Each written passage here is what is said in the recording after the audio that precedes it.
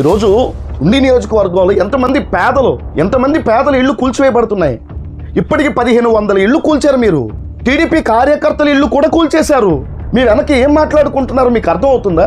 మీ మంచి కోరే చెప్తున్నాం సార్. మీ ముందు జైలు కట్టొచ్చు. మీ చుట్టూ ఉన్న వాళ్ళే మిమ్మల్ని తిట్టుకుంటున్నారు సార్. మిమ్మల్ని చాలా తిట్టుకుంటున్నారు. మీకు అర్థం కావట్లేదు సార్. ఈరోజు ఎంతమంది ఏడుస్తున్నారు సార్. మీరు తాతల కాలం నుండి మీరు ఆస్తిపరులై ఉండొచ్చు సార్. పేదవాడు రూపాయి కూడగట్టుకుని 1,00,000 రూపాయలు సంపాదించడానికి పేదవాడికి సంవత్సరాలు పడుతుంది సార్. అలాంటిది అబ్బాయి రాజు గారు 25 సంవత్సరాలు టీడీపీకి ఎమ్మెల్యేగా ఉన్నారండి. ఆయనకి రాలేదు మీకు వచ్చిన ఆలోచన పేదల ఇళ్ళు కోల్చాలని, చర్చిలు కోల్చాలని. ఆ తర్వాత శివరామరాజు గారు 10 సంవత్సరాలు ఎమ్మెల్యేగా ఉన్నారండి. ఆయనకి రాలేదు అటువంటి ఆలోచన సార్. నియోజకవర్గంలో ప్రజలు చాలా కన్నీళ్లు పెట్టుకుంటున్నారు సార్, శపిస్తున్నారు సార్. మీకు మీ పిల్లలకి అది మంచిది కాదు. ఒకసారి ఆలోచించండి సార్. ఒక నాయకుడు 10 కాలాలు ప్రజలందరి మనల్ని పొందుకోవాలి సార్.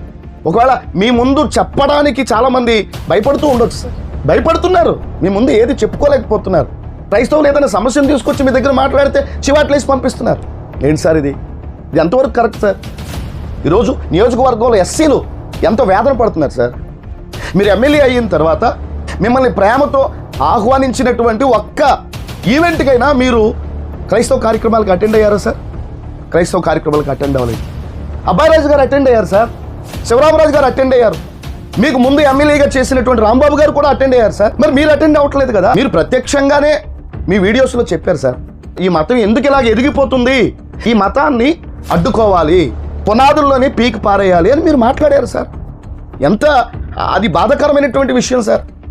ఒక ప్రజానాయకుడిగా ఉన్నటువంటి మీరు అలా మాట్లాడకూడదు కదా సార్. మేము ఎస్సీలు బాధని మీ ముందు పెడితే, మందిరాలు కూల్చిన బాధని మీ ముందు పెడితే, పేదలకి కన్నీళ్లు తెప్పించే విషయాలు మీ ముందు పెడితే ఒకవేళ మీకు నచ్చకపోవచ్చు. కానీ సార్ నియోజకవర్గంలో అందరూ కూడా చాలా వ్యతిరేకమైపోయారు సార్ ఈరోజు. సార్ మీరు ఒక ప్రక్క డెవలప్మెంట్ అనేటటువంటిది చేయొచ్చు, కానీ డెవలప్మెంట్ పేరు మీద పేదల బ్రతుకుల్లో కన్నీళ్లు మిగులుస్తున్నారు సార్ మీరు. అది కరెక్ట్ కాదు సార్. ప్రశ్నిస్తే అరెస్ట్ చేయిస్తారంటే చేయించండి సార్. మీకు అన్యాయం జరిగినప్పుడు మీరు ప్రశ్నించలేదా సార్? మీరు ఎన్నిసార్లు ప్రశ్నించుంటారు సార్ మీరు?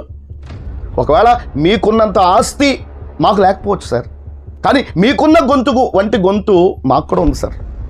మీకు ఎటువంటి రైట్ అయితే, అడిగే రైట్ అయితే రాజ్యాంగాన్ని వినియోగించుకుని అడుగుతున్నారో మాకు కూడా అలాంటి రైటే ఉంది సార్. అది మీరు గుర్తించండి సార్.